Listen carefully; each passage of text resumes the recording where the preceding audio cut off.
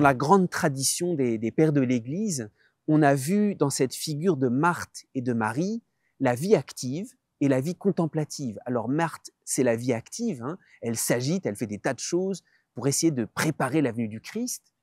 Et Marie, c'est la vie contemplative, elle est assise, elle écoute les paroles de Jésus.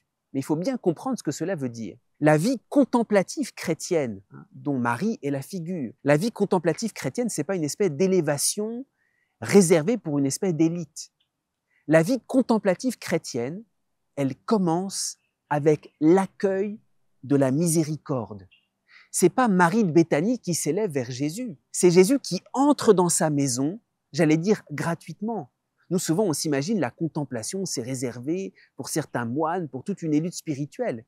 La contemplation chrétienne, c'est Jésus qui l'a fait en nous. Et c'est une initiative du Christ qui est donnée aux plus misérables. La contemplation n'est pas réservée à certains chrétiens. Toute la vie chrétienne est contemplative parce que c'est Dieu lui-même qui, j'allais dire, sans préparation, vient entrer dans mon cœur et le prépare lui-même. Alors oui, c'est bien la vie contemplative, mais bien comprise.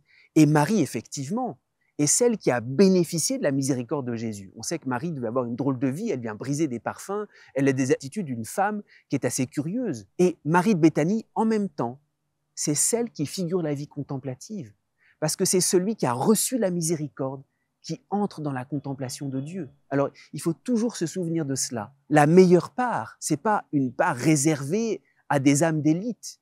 La meilleure part que Marie a choisie, elle est à la portée de tout chrétien. Si tu l'accueilles, si tu accueilles le Christ et si tu ne te caches pas seulement derrière des services, ton âme peut être vraiment le lieu de la révélation de tout le mystère de Dieu pour toi.